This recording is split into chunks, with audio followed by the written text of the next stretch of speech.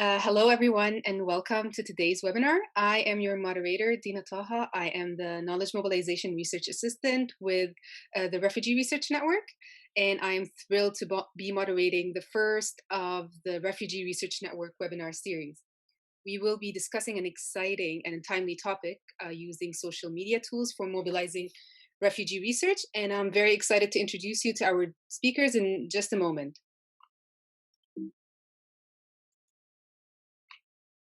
Before we start, it's a tradition to begin with land acknowledgement. And since this meeting is held online and a singular land acknowledgement does not capture the richness of our distribution across many locations in Canada and all around the world. Since the Refugee Research Network is located at York University, which is located in turn in Toronto, we would like to share the land acknowledgement that's used there. And we invite you to consider your own territory as well. And if you're wondering about this image, this is the wampum belt that's mentioned in the land acknowledgement. The Refugee Research Network acknowledges its presence on the traditional territory of many Indigenous nations. The area known as Tikaranto has been caretaken by the Anishinaabeg Nation, the Haudenosaunee Confederacy, and the Huron-Wendat. It is now home to many First Nation, Inuit, and Métis communities. We acknowledge the current treaty holders, the Mississaugas of the Credit First Nation. The territory is subject of the Dish with One Spoon Wampum Belt Covenant, an agreement to peaceably share and care for the Great Lakes region.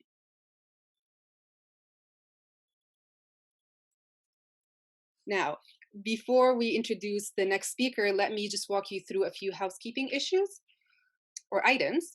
You will notice that this is a Zoom meeting and not a webinar because we prefer this two-way conversation that the meeting feature allows, and because we also hope that the attendees would use this as a networking opportunity. So we invite you, it's optional of course, to add your name and your institution or affiliation if you prefer so.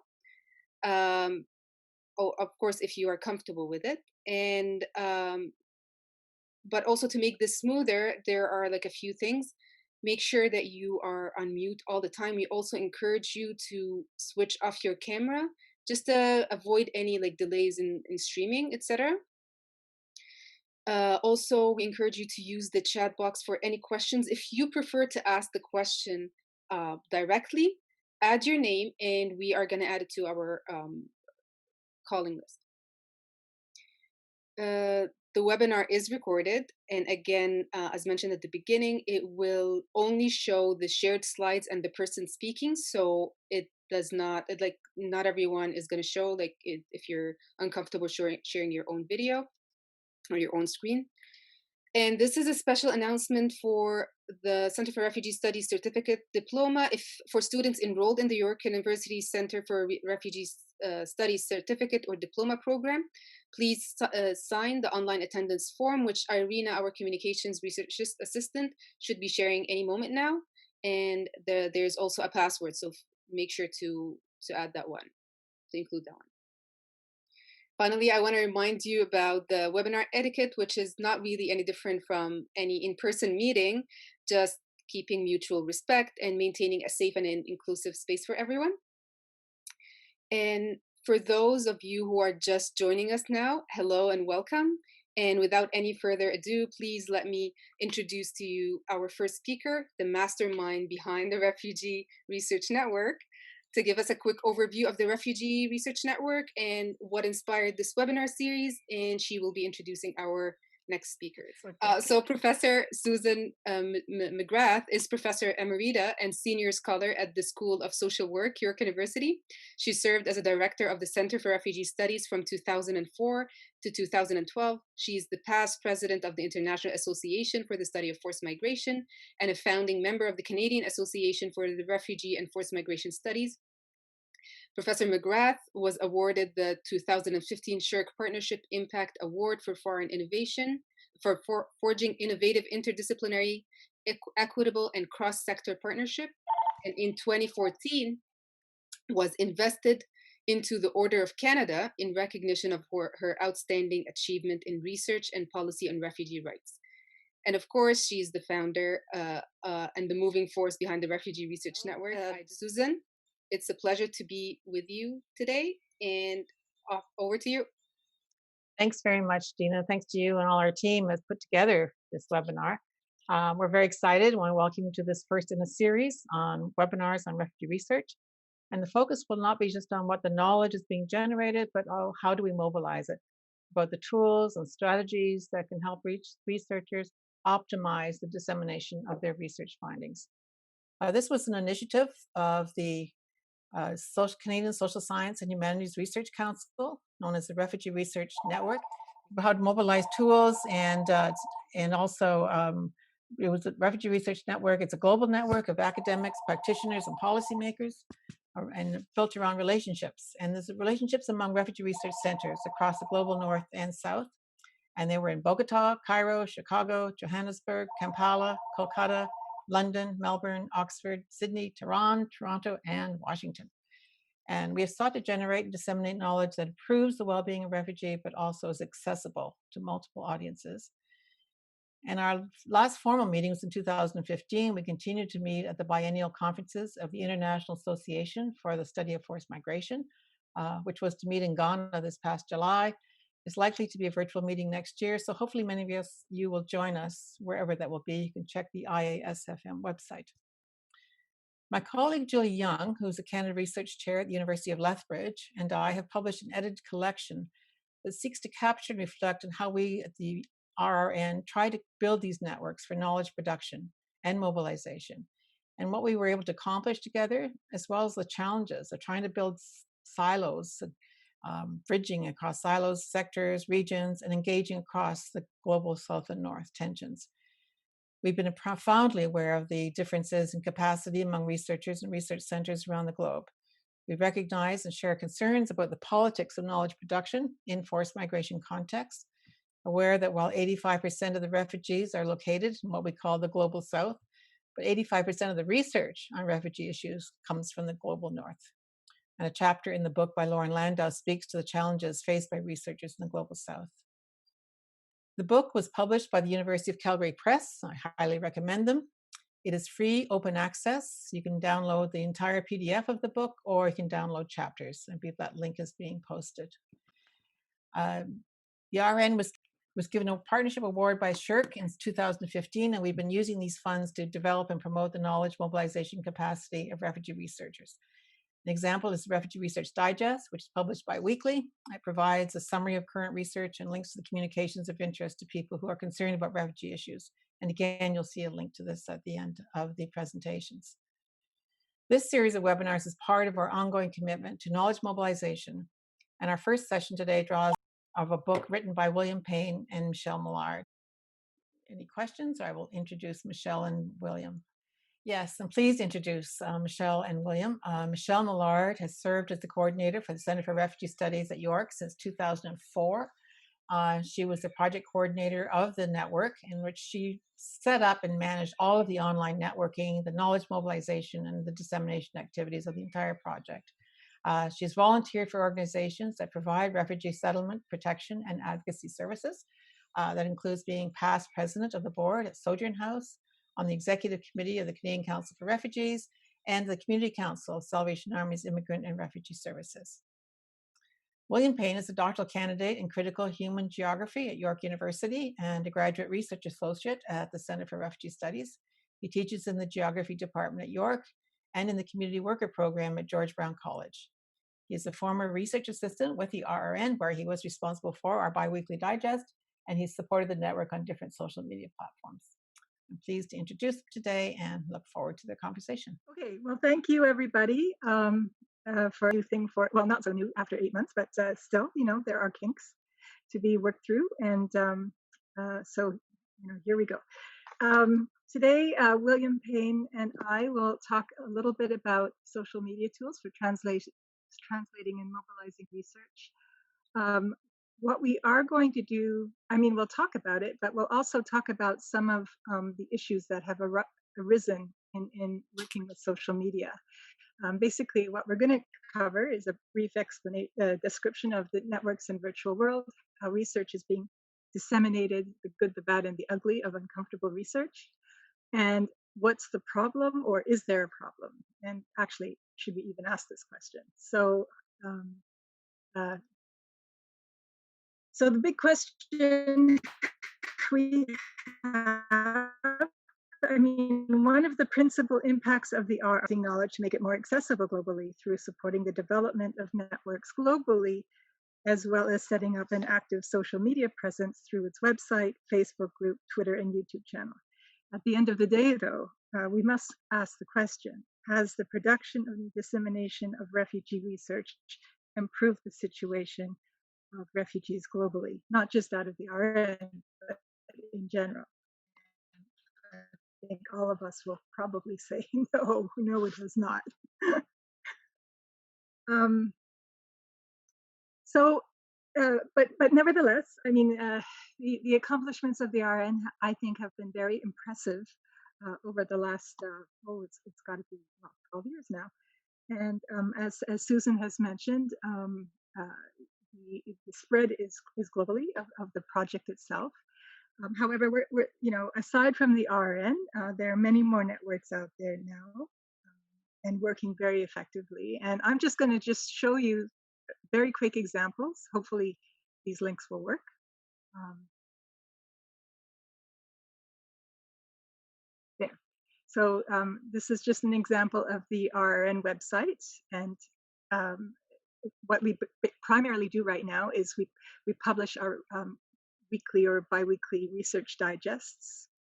And then we had children. So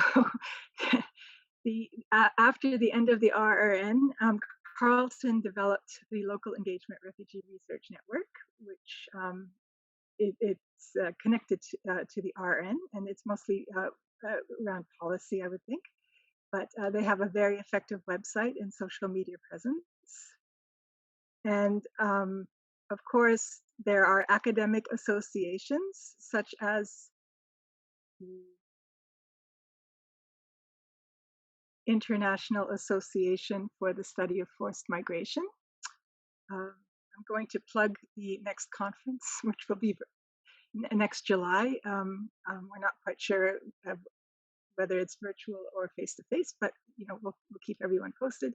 And then, as an example of the effectiveness of our Global South partners, there's a very strong internet presence and social media presence by research groups like the Calcutta Research Group. So the end result of all of this kind of work that's been done over the last little while has been a creation of a web of networks. Each entity has its own individual expertise, programs, research production, outreach activities, connections, and networks. But together, we think that they can produce a kind of synergy that has the potential, obviously, to be more than the sum of its parts. You know this, but I'm going to talk about it anyway. Research institutions are engaged in producing research, training scholars, disseminating the results of their work as widely as they can. Some are better than others in engaging with governments and policymakers. Membership-driven academic and non-academic associations primarily focus on fostering networks and research knowledge dissemination through meetings and conferences, sometimes through their own publications. Civil society organizations will also use research to support their advocacy and program development. Social media tools used by networks, such as the RRN, are now standard practice across the board and very effectively used. It's evident that significant research is being produced on refugee and forced migration issues. It's also evident that the virtual world is well suited to disseminating and raising the profile of non-academic forms of knowledge. So there's a resource page we'll make available just so you can get a sense. This is sort of a quick picture sense of networks, institutions, and their social media presence, and it also examples of different dissemination formats. So you might find this useful to look at just to see the scope of activity and also the different kind of approaches that are being used. So again, going in a little bit in more depth, how research is being disseminated, as we said, it's the big four usually. There's also Instagram and all the other kind of platforms as well. I'm just going to use the RRN Facebook group as an example. There's a lot of engagement that happens. I'm going to pull some stats for you. Thank God our internet connection is working. Otherwise, we'd be in real big trouble. So you can see, for example, with the RRN Facebook group, we have 46,000 people on it. And it's very active. This is just in the last 28 days or so. At any given time, about 22,000 members or 23,000 members are active, and the engagement levels are quite high. I just wanted to show you the top posts in the last 28 days are quite interesting.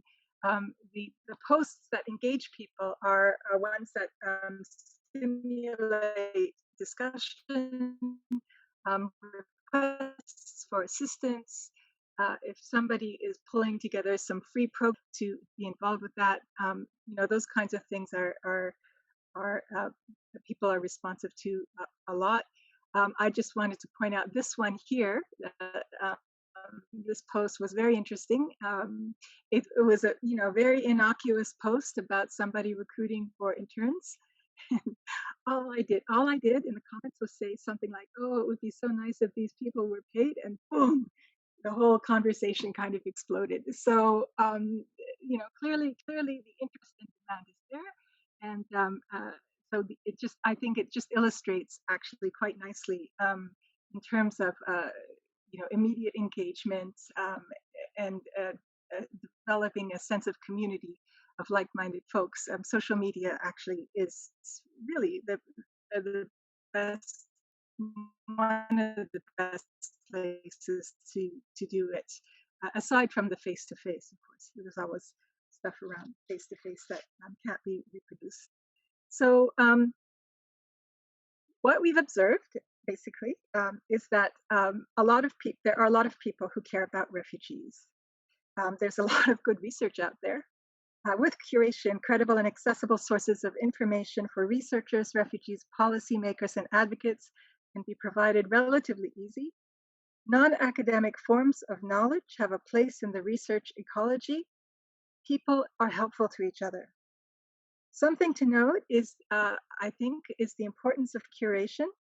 Also acknowledging the ecosystem of knowledge production and the interrelationship between academic research, websites, social media outreach, use of different formats such as short videos, recorded talks, webinars, summaries, different platforms such as Doodly, film, performance, visual arts, news articles, grassroots reports, and refugee voices in both witnessing and creating their own research and content. I think also important, and we don't always kind of pay that much attention to it, is the realization of how artistic practice, such as poetry, painting, film, video, music, and so on, can be an activity of witnessing and testimony, as well as a synthesis of the knowledge coming out of an academic environment. So, what's problematic is that, and we're going to be discussing this in a bit more detail later, is the realization that for all the research that's out there, and it's good research, governments and decision makers seem very happy to throw money at it, but then they ignore it in terms of policy and practice. We also recognize that it's the fact that internet can, the fact that goldfish attention spans are now longer than humans. That I've seen that quite a bit in the internet, which I found funny. And then the other issue is resource interest and capacity issues for research communications are issues for academics. constantly having to learn new platforms, constantly having to think about different ways to communicate or talk about your research outside of the traditional academic formats of journal articles, conference presentations, and books. Sorry. Oops. Oh, wait, I'm going to. Okay. No, I don't want this. So the ugly part, obviously, we are all aware of trolls. One thing around curation is that the curator or curators come across a lot of stuff that you just it's exhausting. And also, and if you're encouraging online engagement, making judgment calls, what is a productive conversation and what actually is a bad faith conversation, it's an interesting challenge, and how to deal with that. In the actual narratives themselves, confronting the hierarchy of suffering, different traumatized groups will tend to see their own suffering. People will also look in historical suffering, and it's often used to negate the current story being told, and then also the issue around impact of research. Again, despite the amount of research that's out there, things do seem to be getting worse. I mean, this is a story from The Guardian around a family who called up a few days ago who drowned while trying to cross the channel. There's all kinds of stories that are happening. The outcomes of policies around the Safe Third Country Agreement in Canada, the incarceration of asylum seekers in the US, and the refoulement that the Europeans are engaged in. So,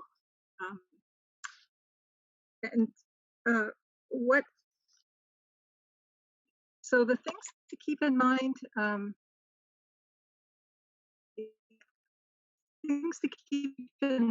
though, when working with social media, is that if I can pull out the data of our social media posts, and the ones that get the most reactions obviously are the strong narratives of either the heroic refugee who manages to overcome their difficulties, or the or some shocking kind of development that is happening as a result of government policies. So these are emotional triggers.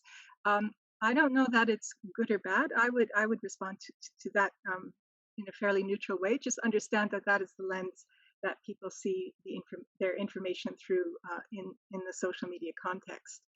And if you are going to engage in social media communication, it does require a different way of thinking about research dissemination. And I'm going to use this example. This was created by Dina Taha, our graduate research fellow. And we were experimenting with Doodly, which is an online platform for short video, animated video creations. And we were wondering what it would look like for academic research. So this is a 2-minute video. I'm going to play it, and then we can move on. Hopefully everyone will be able to hear it.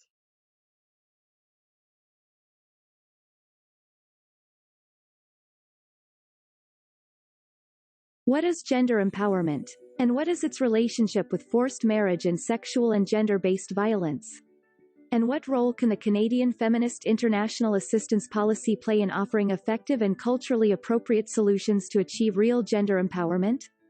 Dina Taha tried to answer these questions through her fieldwork in Egypt, where she interviewed 30 Syrian refugee women who married, will marry, or were separated from Egyptian husbands whom they got introduced to shortly after arriving in Egypt. The women had different reasons and motivations behind the marriage, in addition to intimacy and companionship, such as gaining financial benefits or legal residency. But above all, is them gaining social support and creating a safety net that gave them a unique form of empowerment. The study also reveals the mixed effects such marriages have had on those refugee women. For example, we can see that the challenges of these marriages are different and more complex than forced marriage. Even though they have made a voluntary decision to get married, many were left in a more vulnerable position where they got stuck in the marriage, and consequently in the country. On the other hand, marriage has offered them new opportunities and expanded the meaning of empowerment beyond material and economic benefits to include social and moral gains. Many of the women interviewed chose marriage over work as the better and more decent option both for them and their children. So in their view, marriage offered social status and protection from public exploitation and harassment. So, to sum up, empowerment can have various cultural interpretations beyond economic and social independence. This case shows that some refugee women found empowerment in cultural practices such as seeking marriage and embracing traditional gender roles such as motherhood and wifehood. Now, how can this help us inform policy and practice? For one, we could work on developing culturally relevant definitions and indicators to measure empowerment. Another thing is to work on training caseworkers on providing culturally relevant legal and mental health counseling. If you want more information about this study, check the reference. Thanks for watching and don't forget to follow and subscribe. So that was an example of, that was an example of using Doodly. You create the content on the Doodly platform and then you throw it up on YouTube. I played around with it myself. It took me an afternoon. And of course, the first thing I created was a cat video. But you know, like tools like this, where you radically condense down the research and focus on the visual communication aspects of it, I think can be quite useful when you're reaching out to non-academic audiences. The other kinds of formats that we've used for disseminating research is our research digests like this. They've been very useful. Oops, sorry, let me just get it out of here. And we've also created, research summaries. And again, we're not the only people who do this, obviously. This seems to be becoming much more of a standard practice, is to create one-page summaries in plain language.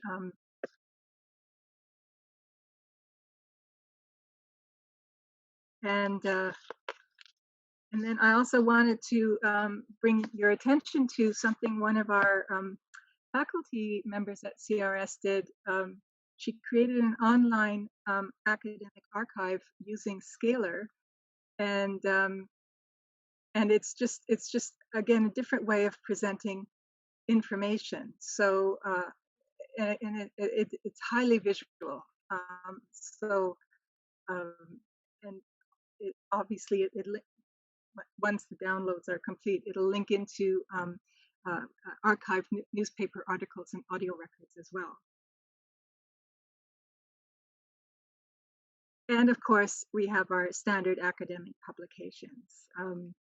This just gives you an example, a non-comprehensive example of how many academic publications there are out there that deal with some form of migration or forced migration.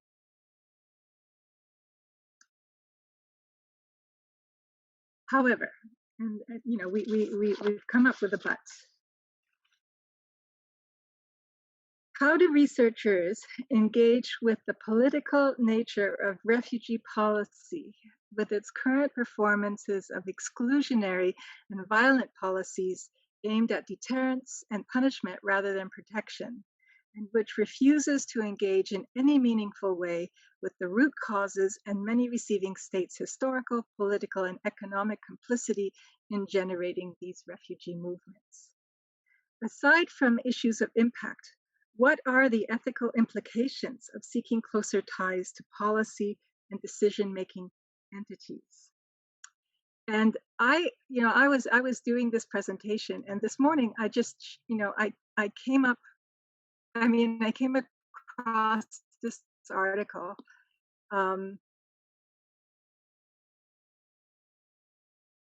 and hopefully it'll load up. I came across this article, which was basically saying a lot of what I've been thinking about for quite some time. This is a recent article published on Open Democracy by Maurice Steele, and basically he is critiquing how much research is being impacted by the geopolitical conceptualizations of migration. For example, policy relevant research is being subsumed under governments and international organizations' definitions of policy categories, definitions, assumptions, and needs. In the Canadian context, the case in point is the Canadian NGO community's use of the government's term inventory to describe refugees. The article questions the win-win framing of engagement between researchers and policymakers, where policymakers profit from rigorously produced evidence, and researchers profit by having their work considered relevant in the real world and gaining access to the realms of policymaking and government, greater funding opportunities, and thus growing research output and readership. Even so, an end result may be research framed by geopolitics, but it is still nevertheless ignored because the results are politically unpalatable as they require addressing fundamental issues, resulting in comprehensive changes in relations to people, the environment, and identity. And at this point, I am going to turn over the presentation to William. William, who will discuss a few of the issues that we've been raising, particularly funding and disregarding problem, and also more thinking about knowledge mobilization. Hi there. So thanks so much, Michelle. I'm going to add to what Michelle's just said. So Michelle's gone over kind of the current state of the research. I wanted to highlight this article also that was entitled Fund But Disregard, where UN is seen to fund extensive academic research with the potential to inform humane and effective border policies. But the actual practice is that there is increased repressive border regimes that undermine what could be evidence-based immigration policy. So this article speaks to the inability of critical academics to influence policy making in the field of mobility governance in the EU, despite the financing. So there's really a context of disregard of the expert knowledge. And so policymakers and politicians push for ever more exclusionary and violent policies in dealing with asylum seekers and various types of migrants. And so we need to recognize that these anti-migrant policymakers have their own ecology of knowledge that they are drawing on to substantiate their actions, even as they are funding the research that's happening. And so this really brings us to an ethical situation where we need to consider the complacency involved in accepting government funding for research without guarantees that the findings will be used. So I'm going to give an example now on the next slide of a specific experience I had. So this example has to do with a research project that I was part of as a research assistant at the Center for Refugee Studies. And so this is from my own experience where I think that this example illustrates the dilemma about impact, one that has to do with assessing the state of private refugee sponsorship in Canada a few years ago. So, as I said, I was hired as a summer GA by Dr. Jennifer Heineman to help with this project, and we produced two documents. One was a policy brief entitled The State of Private Refugee Sponsorship in Canada, Trends, Issues, and Impacts. And the other one was a publication for forced migration review that gave an overview of the private refugee sponsorship practice and programming in Canada.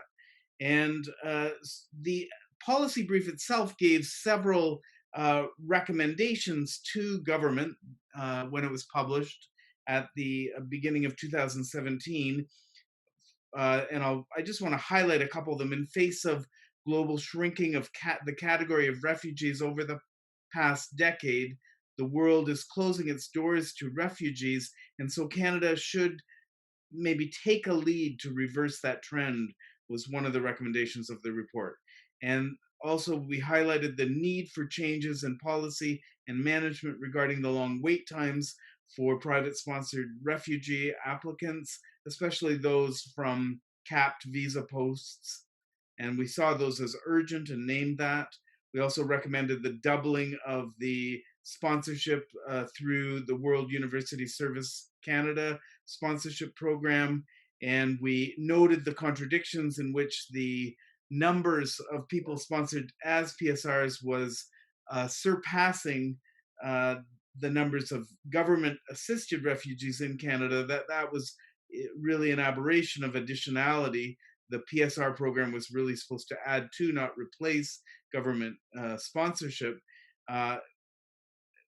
We also noted that there was limits on the limits on the numbers of privately sponsored refugees should be removed, because it really undermined the actions of civil society. And we called for the expansion of the use of prima facie refugee status, as had been happening for Syrian private resettlement at the time. There were some other specific recommendations, but what I want to point out is that by and large, there's been very little movement on these items that we were trying to highlight through these publications. But what did happen, and what I want to highlight here, is that then we started receiving emails, and they weren't emails from policymakers who were interested in the ideas we were thinking about. They were from people in dire situations and forced migration situations that were reaching out because our contact information, as you can see on the slide, was available in the publication. So these publications, especially the one from FMR, were communicated through our knowledge of knowledge mobilization. So we used those tools to make them available, and worked with Forced Migration Review, who also does a very good job of this. And so our contact information was out there. And I started to notice over the early part of 2017, we were getting emails from people in a dire situation, something I had not personally anticipated. And I remember that in about July of 2017, I decided to respond to one. And I want to just read a little bit from that email that we received. It was sent to the three authors of this publication. And I'm gonna skip the person's name, but my name is X, and I'm from Venezuela. I'm 30 years old. I found your email by booking help online to apply as refugees. Everybody knows the situation in my country, so my husband and me are looking for a better life. We are still young and just married, so we want to have access to work, food as a normal life, because we don't feel safe in this country. We're not able to buy food. I have been without a job for more than 7 months because the company is not able to pay. So the situation is hard in here.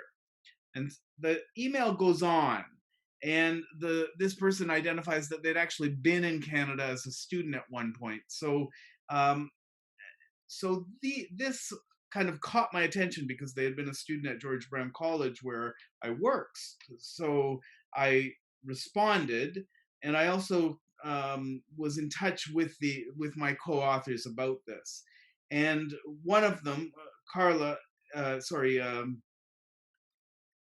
one of the co-authors, Shauna, responded to me that she receives dozens of these sorts of emails every day. And that was when I started to become aware that this is a situation that our work, our presence out there doing academic work or other kinds of work, puts us out there and maybe creates a kind of a sense of false hope.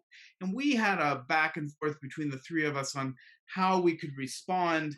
And really, I would say that to some extent it was an unsatisfying experience.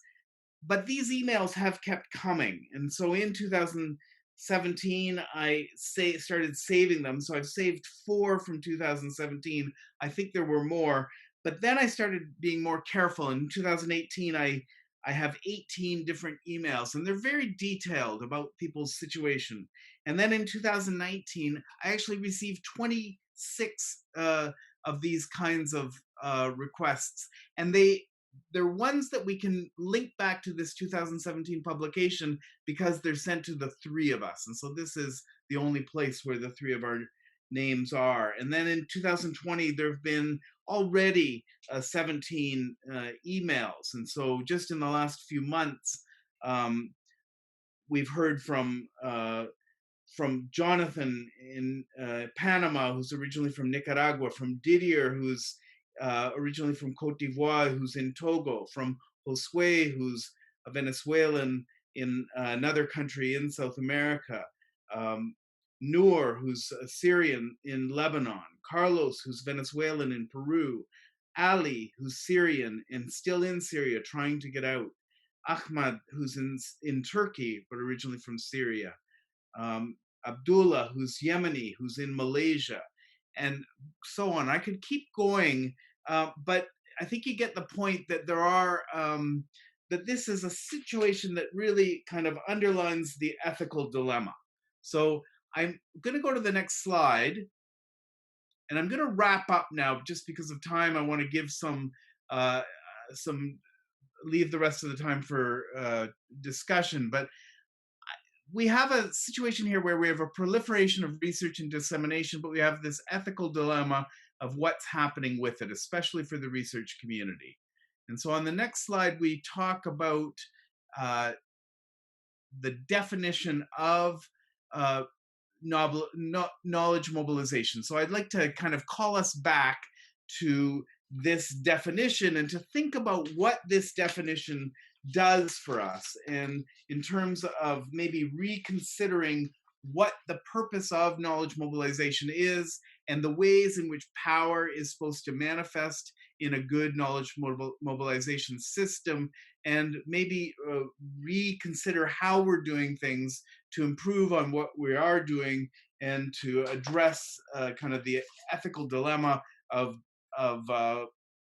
having our work kind of maybe create false expectations on one hand and not particularly impact the policymakers and the politicians who are making the decisions on the other. And maybe with the last slide, I'll wrap up.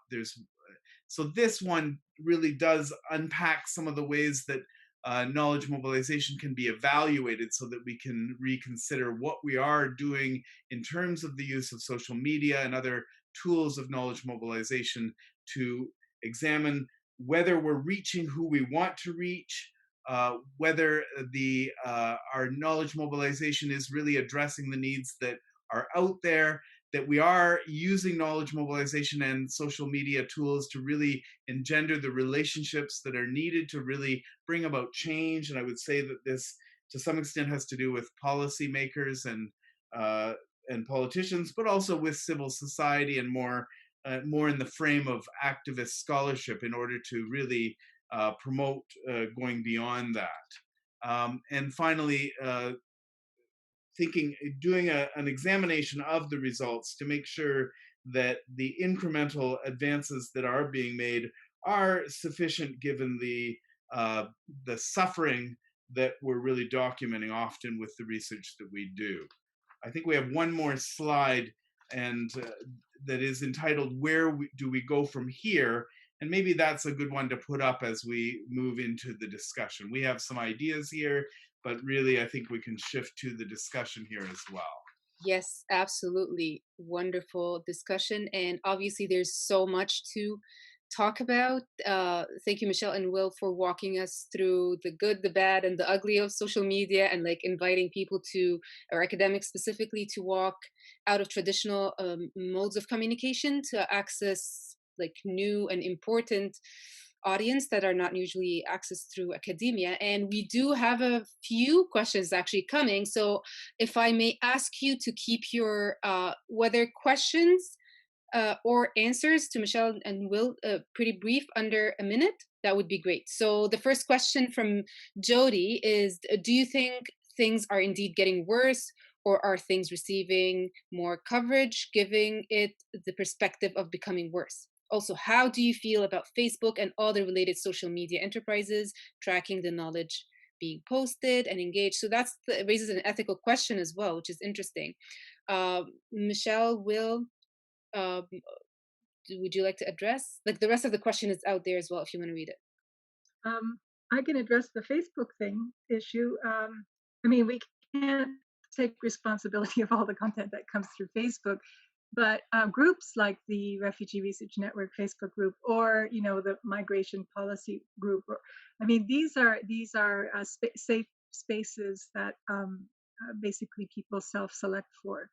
And I do notice that the more successful groups are the ones where people are respectful with each other, but also the content that gets posted on there is reasonably credible. Obviously, sometimes questionable things do get through, but I have to say the community is right on top of it. Because the community who self-select into these groups, they are familiar enough with what's going on that they can figure out what doesn't kind of seem right. Wonderful. Will, do you have anything to add? There are lots of questions that are very interesting as well. So briefly, Michelle and I actually did have a discussion about whether we think things are actually getting worse, and we kind of came to the conclusion that they are, that the restrictions, and especially in the context of COVID, are increasing. It's not just that we're more aware of the situation, but they really are getting worse. And so on that, I would say, and I also want to recognize that, and we didn't include it in this talk, but there are also examples of nefarious use of social media to really harming.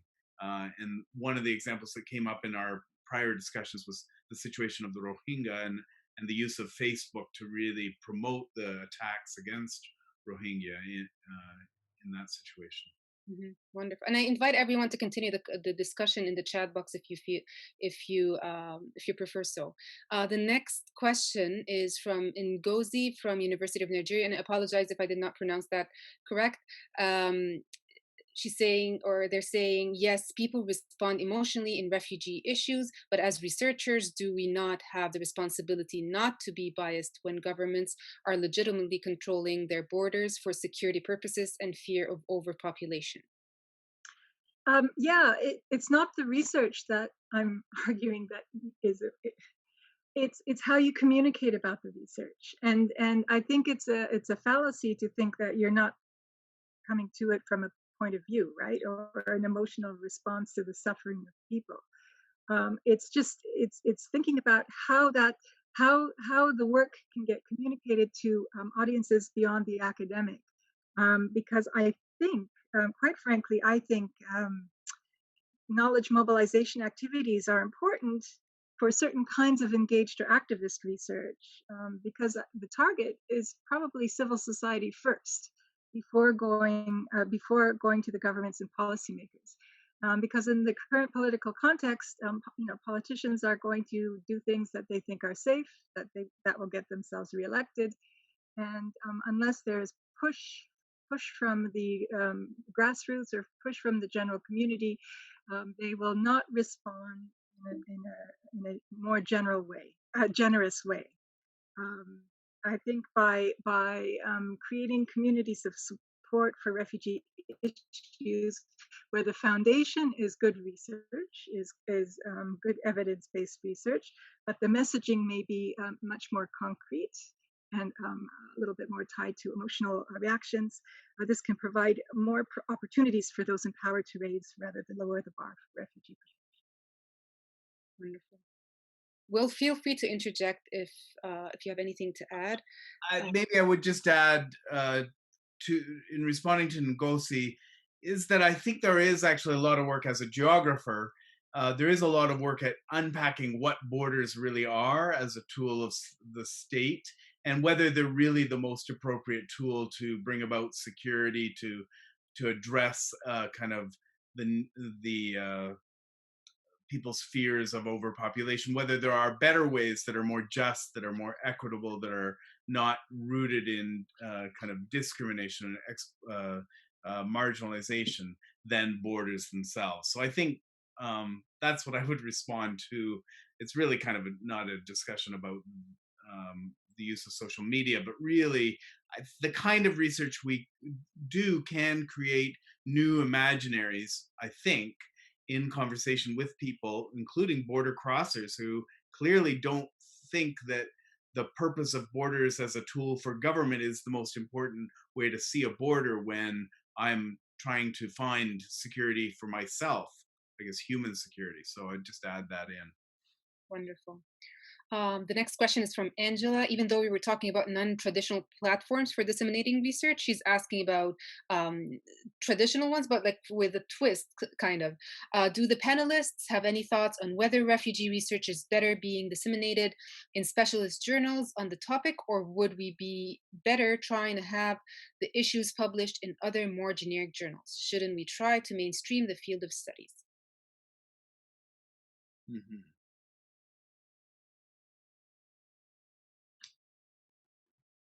So I'll answer briefly, and then Michelle, you might have thoughts. But Angela, I would agree with you entirely. I think that mainstreaming the field of studies is, for me, I think really useful. I personally come from it from kind of an activist scholar point of view, that the purpose is not to kind of create silos of knowledge, but really it's about I think for most of us in this doing this kind of research, we've entered to really because we want to use research to have an impact on the lived experience of people facing forced migration and refugee situations. So I would say any way we can do that, and certainly starting by what you're calling mainstreaming is a good way to go. And I would say other knowledge mobilization gives us a whole suite of other ways to imagine routes to impact.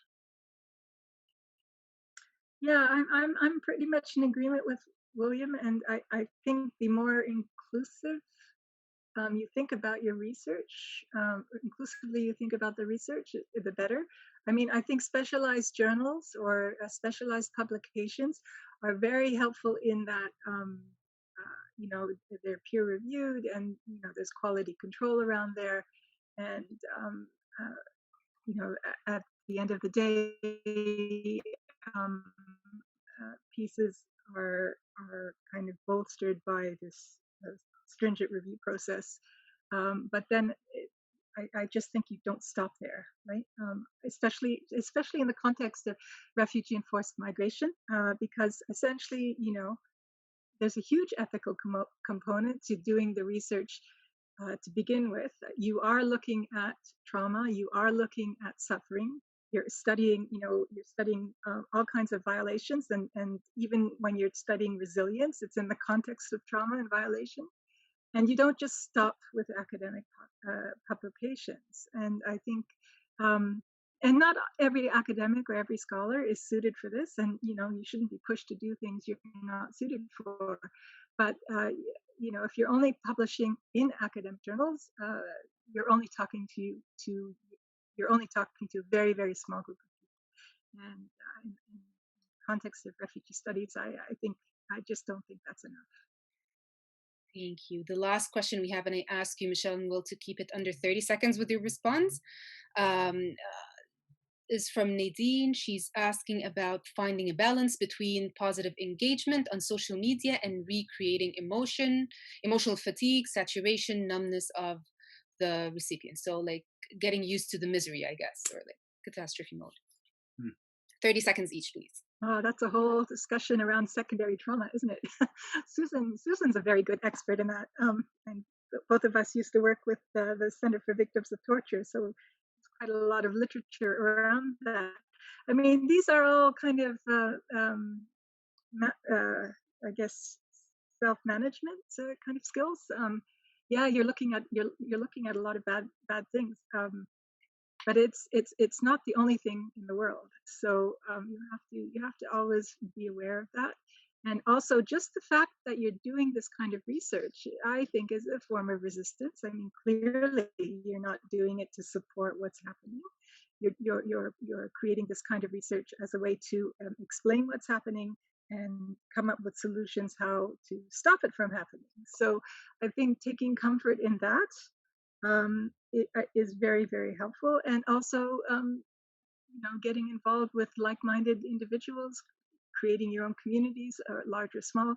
I find whenever we go back, if we ever go back to face-to-face conferences, the kind of networking and collegiality that takes place in those events are really helpful for people. Um, and it's just part of the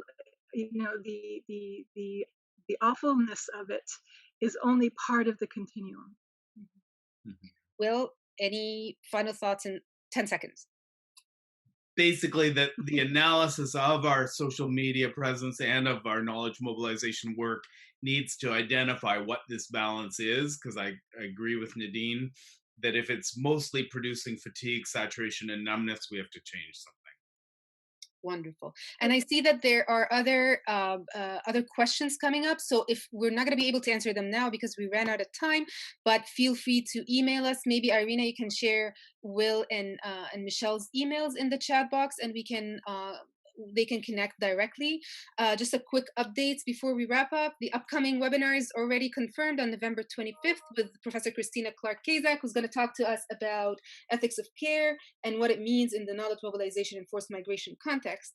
And so if you want to stay in touch, feel free to, or we encourage you to sign up in our mailing list and our social media. Irina probably shared them by now. And we encourage you to share with us any work that you produce, to include it in our RRN digest, which is a bi-weekly digest that Susan talked about. I think there's also a reminder for the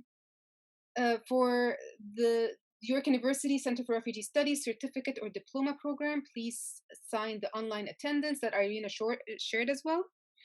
The webinar recording is going to be available in our media channels, and if you have not received it, please contact me at the below email, and I'm happy to share it with you. We're also going to try to include the PowerPoint. It's definitely going to be in the digest, so please sign up for the mailing list if you want to receive it. And once again, I want to thank all our guests and our speakers and the amazing questions that we received. I truly had a wonderful time, and until we see you again next time, have a wonderful weekend.